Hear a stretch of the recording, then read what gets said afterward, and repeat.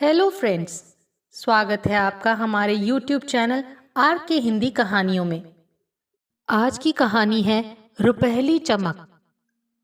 उस दिन सुबह से ही आसमान पर बादल छाए हुए थे और सदा की भांति मुझे उदास कर गए थे। न जाने क्यों ये बादल मेरे मन के अंधेरों को और भी अधिक गहन कर देते हैं और तब आरंभ हो जाता है मेरे भीतर का द्वंद्व। इस अंतर्द्वंद में मैं कभी विजयी हुआ हूँ तो कभी बुरी तरह पराजित भी हुआ हूँ। मैं आत्मविश्लेषण करते हुए कभी तो स्वयं को दोषी पाता हूँ तो कभी बिल्कुल निर्दोष। सोचता हूँ दुनिया में और भी तो लोग हैं। सब के सब बड़े संतुष्ट प्रतीत होते हैं, या फिर यह मेरा भ्रम मात्र है, अर्थात सब मेरी ही तरह सुखी होने का ढोंग रचाते होंगे। खैर, जो भी हो, मैं उस दिन उदास था। उस उदासी के दौर में मुझे अपनी ममता भरी माँ बहुत याद आई। उत्तर प्रदेश के गोरखपुर शहर में मेरे घर में सभी सुख सुविधाएं मौजूद थीं। पिता अच्छे पद पर कार्यरत थे। मैं अपने माता पिता की एकमात्र संतान था। न जाने क्यों, कब और कैसे विदेश देखने तथा वहीं बसने की इच्छा मन में उत्पन्न हो गई। मित्रों के मुख से जब कभी अमेरिका, इंग्लैंड में बसे हुए उनके संबंधियों के बारे में सुनता तो मेरी यह इच्छा प्रबल हो उठती थी। माँ तो कभी भी नहीं चाहती थी कि मैं विदेश जाऊं, क्योंकि ले देकर उनका एकमात्र चिराग मैं ही तो था। एक दिन कॉलेज में मेरे साथ बीएससी में पढ़ने वाले मित्र सुरेश ने मुझे बताया कि उसके इंग्लैंड में बसे हुए मौसा जी का पत्र आया है। वे अपनी एकमात्र पुत्री सुकेशनी के लिए भारत के किसी पढ़े लिखे लड़के को इंग्लैंड बुलाना चाहते हैं। वहां और मित्र भी बैठे हुए थे। मैंने बात ही बात में पूछ लिया, सुरेश, तुम्हारी बहन सुकेशनी है कैसी? सुनते ही सुरेश ठहाका लगाते हुए बोला, क्यों, तू शादी करेगा उससे? उसका यह कहना था कि सभी मित्र खिलखिलाकर हंस पड़े। मैं झेप कर पुस्तकालय की ओर बढ़ गया। उन सब के ठहाके वहां तक भी मेरा पीछा करते रहे। उसके कुछ दिन पश्चात मैं किसी आवश्यक काम से सुरेश के घर गया हुआ था। उसके माता पिता भी घर थे। हम सभी ने एक साथ चाय पी। तभी सुरेश के पिता ने पूछा, विशेष, तुम बीएससी के बाद क्या करोगे? जी चाचा जी, मैं एमएससी में प्रवेश लूंगा। मेरे माता पिता भी यही चाहते हैं। तभी सुरेश की माँ ने मुस्कुराते हुए पूछ लिया, सुरेश कह रहा था कि तुम विदेश जाने के बड़े इच्छुक हो। अपनी बहन की लड़की के लिए हमें अच्छा पढ़ा लिखा लड़का चाहिए। तुम्हें व तुम्हारे परिवार को हम लोग भली भांति जानते हैं। कहो तो तुम्हारे लिए बात चलाएं। मैंने जल्दी से कहा, जी आप मेरे माता पिता से बात कर लें। मैं उन्हें नमस्ते कहकर बाहर निकल गया। अगले रविवार को सुरेश के माता पिता हमारे घर आए। मैंने माँ को पहले ही सब बता दिया था। माँ तो वैसे भी मेरी इस इच्छा को मेरा पागलपन ही समझती थी, लेकिन इस रिश्ते की बात सुनकर वे बौखला सी गईं, जबकि पिताजी तटस्थ थे। न जाने क्यों, यह मुझे ज्ञात नहीं था, परंतु माँ पर तो मानो वज्र ही गिर पड़ा। हम सभी ने एक साथ नाश्ता किया। उन लोगों ने अपना प्रस्ताव रख दिया था। सुनकर माँ बोली, बहन जी, एक ही तो बेटा है हमारा, वह भी हमसे दूर चला जाएगा तो ये हम कैसे सह पाएंगे? सुरेश की माँ बोली, बहन जी, सहने का तो प्रश्न ही नहीं उठता। भाई साहब की अवकाश प्राप्ति के पश्चात आप लोग भी वहीं बस जाइएगा। मैंने पिताजी के चेहरे पर व्यंग्यात्मक मुस्कुराहट सहज ही देख ली थी। वे बोले, बहन जी, आप हमारी चिंता छोड़ दीजिए, आप बात चलाइए। मैं विशेष की एक फोटो आपको दे रहा हूँ। फोटो की बात चलने पर सुरेश की माँ ने भी सुकेशनी की एक रंगीन फोटो हमारे सामने रख दी। लड़की बहुत सुंदर तो नहीं थी, पर ऐसी अनाकर्षक भी नहीं थी। फिर मैंने भला कब अपने लिए अद्वितीय सुंदरी की कामना की थी?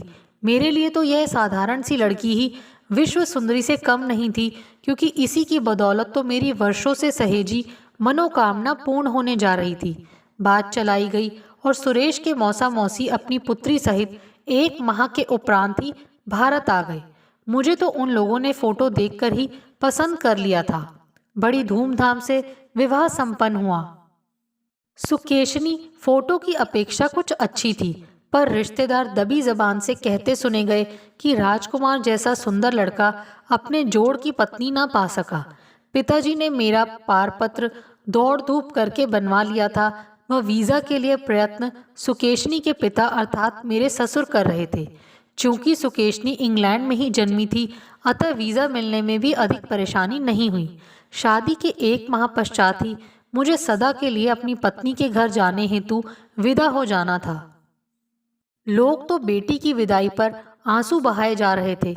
माँ बराबर रोए जा रही थी, परंतु अपनी जननी के आंसू भी मुझे विचलित न कर सके। निश्चित दिन मैं भारत से इंग्लैंड के लिए रवाना हुआ। हवाई जहाज में मेरे समीप बैठी मेरी पत्नी शर्माई सकुचाई ही रही, परंतु जब हम लंदन स्थित अपने घर पहुंचे तो सुकेशनी ने साड़ी ऐसे उतार फेंकी जैसे लोग केले का छिलका फेंकते हैं। मैं क्षण भर के लिए हतप्रभ रह गया। उसने चिपकी हुई जीन्स व बिना बाहों वाला ब्लाउज पहना तो ऐसा लगा कि अब वह अपने वास्तविक रूप में वापस आई है, मानो अभी तक तो वह अभिनय ही कर रही थी। एक क्षण के लिए मेरे मन के अंदर यह विचार कौंध गया कि कहीं इसने शादी को भी अभिनय ही तो नहीं समझ लिया है, पर बाद में लगा कि 22 वर्षीय युवती शादी को मजाक तो कदापि न समझेगी। कॉन्वेंट स्कूल में आरंभ से ही पढ़े होने के कारण भाषा की समस्या तो मेरे लिए बिल्कुल ही न थी। भारत में अटक अटक कर हिंदी बोलने वाली सुकेशनी, जिसे मैं प्यार से सुकू कहने लगा था, केवल अंग्रेजी ही बोलती थी। यहाँ पर आधुनिक सुख सुविधाओं से संपन्न घर मुझे कुछ दिनों तक तो असीम सुख का एहसास दिलाता रहा। सुकू जब फराटेदार अंग्रेजी बोलती हुई मेरे कंधों पर हाथ मारते हुए बेशर्मी से हंसती तो मेरे सास ससुर मानो निहाल हो जाते। परंतु मैं आखिरकार था तो भारतीय सभ्यता व संस्कृति की मिट्टी में ही उपजा पौधा, इसीलिए मुझे यह सब बड़ा अजीब सा लगता था। पर विदेश में बसने की इच्छा के समक्ष मैंने इन बातों को अधिक महत्व देना उचित न समझा। देखते देखते 1 वर्ष बीत गया था। एकाएक ऐसा लगा जैसे मुझे किसी ने खाई में गिराना चाहा हो। हड़बड़ाकर मैंने देखा, सामने सुकू खड़ी थी। वह मुझे हिला हिला कर पूछ रही थी, विशेष कहाँ खो गए? एकाएक मैं अतीत से वर्तमान में आ गया। विशेष, तुम्हें पिताजी बुला रहे हैं। मैं सुकू के साथ ही उसके पिता के अध्ययन कक्ष में पहुंचा तो वे बोले, बेटा विशेष, मैंने तुम्हारे लिए बर्मिंघम शहर में एक नौकरी का प्रबंध किया है। तुम्हें साक्षात्कार हेतु बुलाया गया है। मैंने हड़बड़ाकर उत्तर दिया, पर पिताजी, मैं तो अभी आगे पढ़ना चाहता हूँ। वे बात काटते हुए बोले, बेटे, यहाँ के हालात दिन प्रतिदिन खराब होते जा रहे हैं। यहाँ पर काम मिलना मुश्किल होता जा रहा है। वह तो कहो कि उस फैक्ट्री के मालिक मेरे मित्र हैं, अतः तुम्हें बगैर किसी अनुभव के ही काम मिल रहा है। मेरा कहा मानो, तुम बर्मिंघम जाकर साक्षात्कार दे ही डालो। रही पढ़ाई की बात, तो बेटे तुम्हारे सामने अभी पूरा जीवन पड़ा है। पढ़ लेना जितना चाहो। मुझे उनकी बात में तर्क व अनुभव दोनों ही दृष्टिगोचर हुए, अतः मैं उनकी बात मानते हुए निश्चित दिन साक्षात्कार हेतु बर्मिंघम चला गया। यह डब्बा बंद खाद्य पदार्थ बनाने वाली एक बड़ी फैक्ट्री थी। साक्षात्कार के बाद ही मुझे पता चल गया कि मुझे यहाँ नौकरी मिल गई है। मैं प्रसन्न मन से लंदन पहुंचा व सबको यह खुशखबरी बता डाली।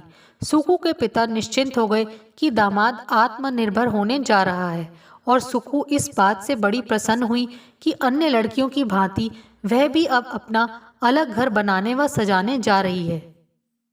ससुर जी ने हमारे साथ जाकर किराए के फ्लैट व अन्य आवश्यक वस्तुओं का प्रबंध कर दिया। हम फ्लैट में रहने के लिए भी आ गए। हमें व्यवस्थित होता देखकर मेरे ससुर 1 हफ्ते के पश्चात लंदन वापस चले गए। हम दोनों बड़े ही उत्साहित और खुश थे। सुकू घर को सजाने की नवीन योजनाएं बनाने लगी, पर उन योजनाओं में मां बनने की योजना भी सम्मिलित रही। यह मुझे बाद में पता चला। 9 माह के पश्चात मैं एक फूल सी कोमल व अत्यंत सुंदर बच्ची का पिता बन गया। सुक्कू की माँ 2 माह पूर्व ही सब संभालने आ गई थी। इधर मैंने भी कार चलाना सीखना आरंभ किया हुआ था। आशा थी कि ड्राइविंग लाइसेंस प्राप्त होते ही कोई बढ़िया हालत की पुरानी कार खरीद लूँगा, पर बच्ची के आ जाने से खर्चे कुछ ऐसे बढ़े कि मुझे कार खरीदने की बात को फिलहाल कुछ समय तक भूल जाना पड़ा। बच्ची का नाम हमने अनुप्रिया रखा। समय अपनी गति से बीतता जा रहा था। अनुप्रिया के प्रथम जन्मदिन पर मैंने 2500 पाउंड की एक पुरानी कार खरीद ली थी। 2-3 माह बाद ही एक दिन सुकू ने अपने दोबारा गर्भवती होने की सूचना मुझे दी तो मैं अचंभित रह गया। परंतु सुकू ने समझाया, देखो, यदि परिवार जल्दी ही पूर्ण हो जाए तो बुराई क्या है। 2 बच्चे हो जाएं तो मैं भी जल्दी मुक्त हो जाऊंगी व नौकरी कर सकूंगी। मैं पुनः अपने कार्यों में व्यस्त हो गया। कहना आवश्यक न होगा कि मुझे घर के सभी कार्यों में सुकू की सहायता अंग्रेज पतियों की भांति करनी पड़ती थी। यहाँ तक तो ठीक था, पर मुझे एक बात बहुत खलती थी और वह थी सुकू की तेज जबान व दबंग स्वभाव। मुझसे दबने का तो प्रश्न ही नहीं उठता था। इसके विपरीत वह मुझ पर पूर्ण रूप से हावी हो जाना चाहती थी। यहाँ पर मैं समझौता करने को तैयार न था। फलस्वरूप घर में झगड़े होते रहते थे। इन्हीं झगड़ों के मध्य सुकू ने एक सुंदर पुत्र को जन्म दिया। मेरी सास इस बार भी यहीं पर थी। नाती पाकर वह निहाल हो गई थी। मैंने अपने घर के लिए अनुप्रिया के साथ अनन्या की फोटो खींचकर पत्र व फोटो अपने माता पिता को भेज दी थी कि वे भी अपने पोते की खबर से खुश होंगे। 2 बच्चों की वजह से हमारे खर्चे बहुत बढ़ रहे थे। इस देश में जहाँ आमदनी अच्छी है वहाँ महंगाई भी बहुत अधिक थी। बच्चों का पालन पोषण यहाँ बहुत महंगा पड़ता है। अतः मैंने कार पर होने वाले खर्चे को बचाने के लिए अपनी कार 2000 पाउंड में बेच दी। यही बात सुकू को बहुत बुरी लगी, क्योंकि उसे अब खरीदारी करने के लिए टैक्सी और बसों पर निर्भर रहना पड़ता था। कार बिकने के परिणाम स्वरूप प्राप्त 2000 पाउंड को मैंने बैंक में जमा कर दिया था। मैं फैक्ट्री बस से चला जाता था। कार के रखरखाव व पेट्रोल पर होने वाले खर्चे अब बचने लगे थे। अनुप्रिया 2.5 वर्ष की तथा अनन्या 3 माह का हो चला था कि मुझे पता चला कि सुकू नौकरी की तलाश कर रही है। मैंने आश्चर्य भरे स्वर में पूछा, तुम नौकरी करोगी तो बच्चों को कौन संभालेगा? वह चिढ़े हुए स्वर में फुफकारते हुए बोली, अच्छा, तो तुम चाहते हो कि इन बच्चों को संभालने के लिए मैं दिन रात घर में ही घुसी रहूं? इनके लिए तुम्हें चिंतित होने की जरूरत नहीं है। किसी अच्छे शिशु सदन में इनका प्रबंध भी हो जाएगा। मैंने उत्तेजित होकर पूछा, तो क्या तुम दृढ़ निश्चय कर चुकी हो कि नौकरी अवश्य करोगी? तब वह धीरे से बोली, हाँ विशेष, हमें कार की आवश्यकता है, उसके बिना हमारा काम कैसे चलेगा? तब मैंने कहा, हमारा न कहकर केवल अपना काम कहो। बच्चों की देखभाल का उत्तरदायित्व तुम्हें बोझ लग रहा है। कार की आवश्यकता के आगे तुम बच्चों की आवश्यकताओं के महत्व को नकार रही हो। यदि ऐसा ही था तो माँ बनने का शौक क्यों पाला था? मेरी इन बातों को अनसुनी सी करती हुई वह ऊपर सोने के कमरे में चली गई और मैं सोचता रहा, ये कैसी नारी है जो भौतिक साधनों के समक्ष अपने ही बच्चों की उपेक्षा कर रही है। अनन्या सिर्फ 3 माह का है, उसे माँ की आवश्यकता है। यह उसे शिशु सदन के भरोसे छोड़कर नौकरी करना चाहती है। क्या 2-3 वर्ष और प्रतीक्षा नहीं कर सकती थी? अंत में सुकू की अनुपस्थिति में मैंने उसके पिता को फोन किया व परिस्थितियों से अवगत करा दिया। सुनकर वे बोले, विशेष, सुकेशनी तो आरंभ से ही बहुत जिद्दी है। वह सदा से मनमानी करती आई है। यदि उसने अपने मन में नौकरी करने की ठान ली है तो वह नौकरी करके ही मानेगी। अतः बजाय घर में झगड़ा करके घर का वातावरण विस्मय बनाओ, अच्छा यह होगा कि अभी से किसी अच्छे शिशु सदन की तलाश जारी कर दो। मैं सुकू के पिता की बहुत इज्जत करता था, अतः उनकी बात को मानकर किसी अच्छे शिशु सदन की तलाश में लग गया। कुछ ही दिनों के बाद सुकू को एक स्कूल में नौकरी मिल गई। तब तक मैं शिशु सदन की तलाश भी कर चुका था। मैं और सुकू दोनों बच्चों के साथ वहां पहुंचे। वहां की संचालिका करीब 35 वर्षीय एक अंग्रेज स्त्री थी।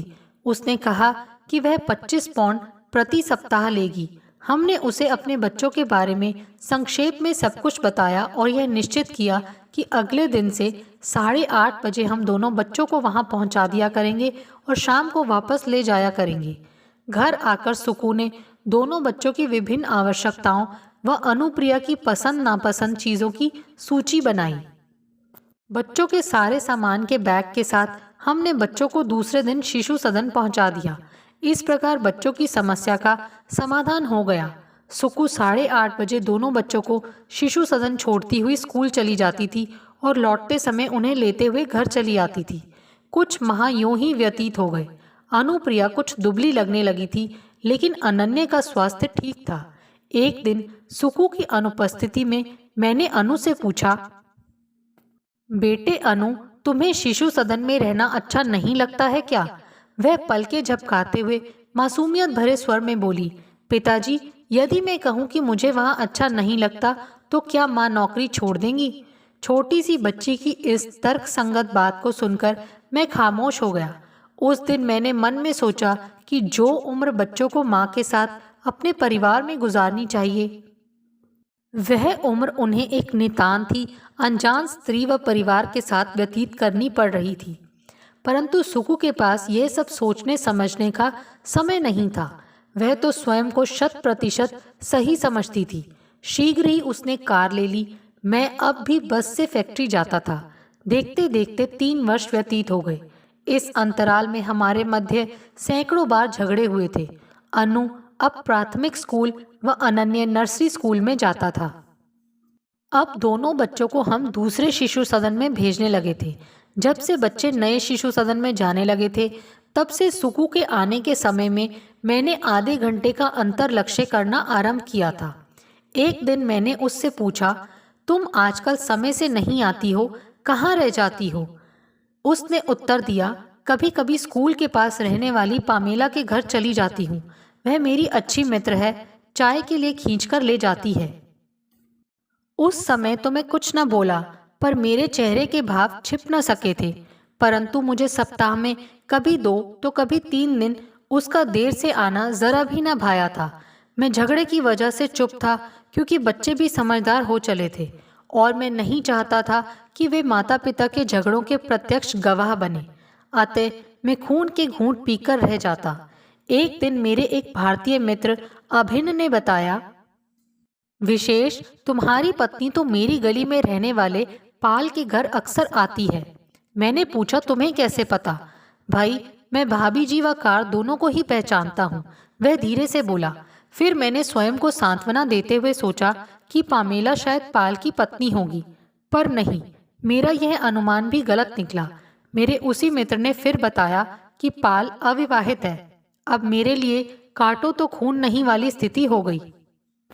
किसी पति के लिए इससे अधिक शर्मनाक बात भला और क्या होगी कि उसे अपनी पत्नी के गलत आचरण की सूचना किसी तीसरे से मिले।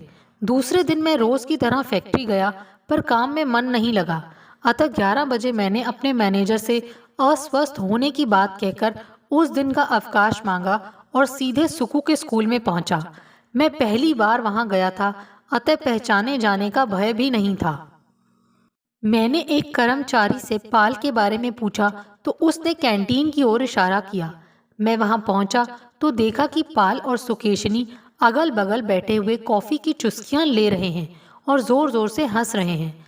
लंबे कद का, गोल चेहरे व नीली आंखों वाला लगभग 35 वर्षीय अंग्रेज युवक पाल ठहाके लगाता हुआ बीच बीच में सुकु के कंधों को दबाना नहीं भूलता था। जब यहाँ अर्थात सार्वजनिक स्थल पर यह हाल है, तो अपने घर पर न जाने क्या करता होगा। यह सोचते ही सुकेशनी के प्रति इतनी घृणा हुई कि इच्छा हुई उसी क्षण अपनी दुष्चरित पत्नी के मुंह पर थूक दूं। परंतु वहां पर मैंने कोई दृश्य उपस्थित करना उचित न समझा और सीधे घर लौट आया। उस दिन प्रथम बार मुझे विदेश आने पर पछतावा हो रहा था। इस इच्छा के कारण मैंने अपने माता पिता के अनमोल प्यार को धूल बराबर भी महत्व नहीं दिया था। संभवतः इसी का दंड मुझे मिल रहा था। मेरे हिस्से का प्यार किसी और को मिल रहा था। मेरी पत्नी ने मुझे तो नीरा बेवकूफ समझा था। मैं विश्वास की डोर थामे न जाने कब तक बैठा रहता, यदि मेरे मित्र अभिन्न ने मेरे हाथ से वह डोर झटककर यथार्थ का दर्शन न कराया होता।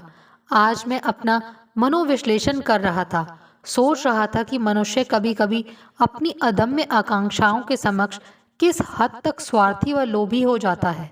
मैं विदेश आना चाहता था, यह जानते हुए भी कि मैं अपने माता पिता की एकमात्र संतान हूँ और मेरे विदेश जाने से ये लोग कितने अकेले पड़ जाएंगे। उन्हें संतान सुख से वंचित हो जाना पड़ेगा। फिर भी मैंने आगा पीछा सोचे बगैर विदेश गमन की इस अदम्य लालसा के समक्ष स्वयं को इस तरह समर्पित कर दिया जैसे माता पिता से कभी मेरा कोई संबंध ही न रहा हो। यह क्या मेरी भयंकर भूल न थी? मेरे पिता इतने अच्छे पद पर कार्यरत थे, क्या मेरे लिए योग्य लड़की खोजना उनके लिए असंभव था? मेरे माता पिता अपने पोता पोती का मुंह देखने को तरस गए और मैंने कुछ फोटो भेजकर अपने कर्तव्यों की इतिश्री समझ ली। उस दिन पहली बार मेरे अंतर्मन ने मुझे अपने माता पिता का अपराधी सिद्ध कर दिया। उसने मुझे बार बार धिक्कारा। मेरे माता पिता ने मुझे भली भांति पाल पोस कर क्या इसीलिए बड़ा किया था कि मैं अपने जीवन से उन्हें दूध में पड़ी मक्खी की भांति निकाल फेंकूं। उस दिन मुझे उनके दुख का अनुमान हो रहा था, वह भी इसीलिए कि मुझे भी मेरी पत्नी ने दूध में पड़ी मक्खी की भांति अपने जीवन से निकाल बाहर फेंका था। दूसरे की स्थिति का भान तो तभी होता है जब स्वयं उस स्थिति को भोगना पड़े। शाम को बच्चों को लेकर सुकेशनी घर आई। कपड़े बदलकर अनु व अनन्या टेलीविजन देखने लगे। मैं वहीं बैठा रहा। तभी सुकु भी कपड़े बदलकर आई व चाय के लिए पूछने लगी। नहीं का संक्षिप्त उत्तर पाकर वह स्वयं के लिए चाय बनाने चली गई। थोड़ी देर बाद चाय का प्याला हाथ में लिए हुए वह आई और बोली, विशेष बढ़िया खबर सुनो। मैं स्कूल की ओर से 2 वर्ष के प्रशिक्षण हेतु अमेरिका जा रही हूँ। मैं समझ गया कि मुझसे पूछा नहीं बल्कि बताया जा रहा है। मैंने पूछा, और बच्चों का क्या होगा? बच्चे केवल मेरे नहीं तुम्हारे भी हैं और उन्हें साथ ले जाने का कोई औचित्य भी नहीं है। तब मैंने शांत स्वर में ही पूछा, तुम्हारे साथ और कौन कौन जा रहा है? मेरे ही स्कूल के कुछ लोग। अच्छा, तो एक बात बताओ, उन कुछ लोगों में पामेला भी है? एक क्षण के लिए सुकेशनी का चेहरा फक पड़ गया। ऐसा प्रतीत हुआ कि उसे आभास हो गया कि मुझे उसकी तथाकथित सखी पामेला के विषय में सब कुछ ज्ञात हो गया है। फिर भी वह सकपकाए स्वर में बोली, हाँ। तब मैंने उसकी आंखों में गहरी नजर से झांकते हुए पूछा, क्या मैं तुम्हारी इस परम सखी पामेला से मिल सकता हूँ? अब चौंकने व स्तब्ध रह जाने की बारी सुकेशनी की थी। वह चकित स्वर में बोली, तुम क्यों उससे मिलना चाहते हो? इसलिए कि मेरी अपेक्षा उसके सानिध्य में तुम अधिक खुश रहती हो, और यह मैं स्वयं अपनी आंखों से देख चुका हूँ। मैंने संयत स्वर में कहा। ऐसा लगा कि उस पर किसी ने घड़ों पानी एक साथ उड़ेल दिया हो। पर एकाएक उसने शर्म को उतारकर बेशर्मी का बाना पहन लिया और बोली, ओह, तो तुम्हें पता लग गया है। पर इससे क्या, मैं और पाल अच्छे मित्र हैं। अब मैं चीख पड़ा, मत बतलाओ मुझे कि वह तुम्हारा मित्र है। मैं अच्छी तरह से जानता हूँ कि इस देश में पले लोगों के मित्र की भाषा क्या होती है। यदि ऐसा ही था तो तुमने कभी उसे घर क्यों नहीं बुलाया, मुझसे क्यों नहीं मिलवाया? मुझे पता है, क्योंकि तुम्हारे मन में चोर था। तभी तो उसके साथ सारा दिन स्कूल में व्यतीत करने के पश्चात तुम्हें सप्ताह में 3-4 दिन उसके घर भी मिलने जाना पड़ता था। तुम और पाल अमेरिका में जाकर मौज करो और मैं तुम्हारा नाम मात्र का पति अपनी नौकरी के साथ इन बच्चों का पालन पोषण करूं। शायद ही इस दुनिया में कोई ऐसा बेगैरत पति होगा जो ऐसा करेगा। कुछ क्षण ठहरकर मैं फिर बोला था, तुम्हें पाल अच्छा लगता है ना?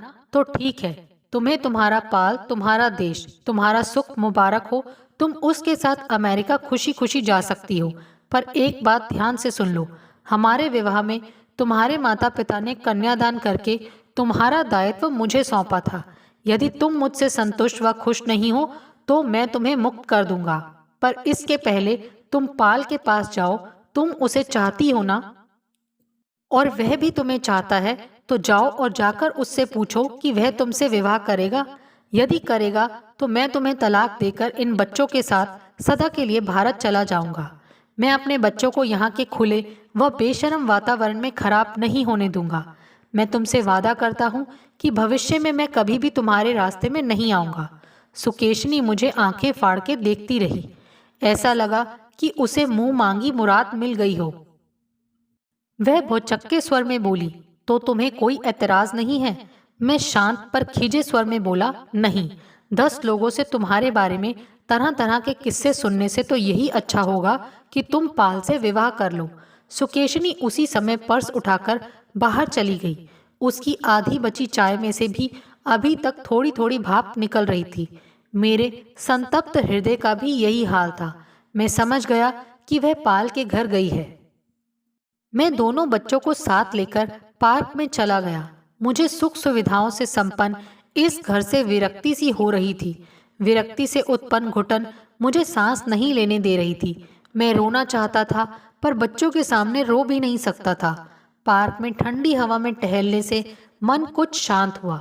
हाथ में हाथ डाले अनेक जोड़े वहां टहल रहे थे। उन्हें देखकर मैं और भी उदास हो गया। तभी एहसास हुआ कि रात घिर आई है और मैं बच्चों को लेकर घर आ गया। लगभग 10-15 मिनट के बाद ही सुकेशनी के आने की आहट हुई। मैं सोचने लगा कि वह आकर खिले हुए मुख से मुझे एक और खुशखबरी सुनाएगी। मैं उदास व खोया खोया सा बैठा रहा। वह कमरे में आई पर उदास, निढाल व थकी थकी सी। मैं अभी भी चुप रहा। उस चुप्पी को भंग करते हुए सुकेशनी बोली, विशेष, मुझे क्षमा कर दो। मैं तुम्हारी अपराधी हूँ। मैं तुमसे दंड चाहती हूँ, वह कि तुम मुझे जिंदगी भर के लिए अपने हृदय रूपी पिंजरे में कैद कर लो। पाल मुझे खिलौना समझकर मुझसे खेल रहा था। विवाह की बात सुनते ही वह साफ इनकार कर गया और बोला, मैंने तुमसे विवाह करने की बात तो कभी सोची भी नहीं। यह बात तुम्हारे दिमाग में आई कैसे? क्या तुम अपने पति व बच्चों को जरा भी नहीं चाहती हो? कैसी औरत हो तुम? जब तुम उनसे प्यार नहीं कर सकी तो मुझसे क्या कर पाओगी? विशेष, मुझे अपनी भयंकर भूल का उसी समय एहसास हो गया। मैं तुमसे वादा करती हूँ कि ऐसी भूल मैं भविष्य में कभी नहीं दोहराऊंगी। मुझे एक और अवसर दे दो विशेष। मैंने सोच लिया है कि उस स्कूल से अपना तबादला करवा लूंगी। आज से मैं तुम्हारे व बच्चों के प्रति अपने सभी उत्तरदायित्व पूरी ईमानदारी के साथ निभाऊंगी। कहते कहते वह हिचकियां लेकर रोते हुए मेरे पैरों पर गिर पड़ी। मैंने उसे बाहों से पकड़कर उठाते हुए कहा, सुखू, तुम एक भयंकर भूल कर रही थी, पर तुम्हें सही समय पर ही अपनी भूल का एहसास हो गया। यह अच्छी बात है।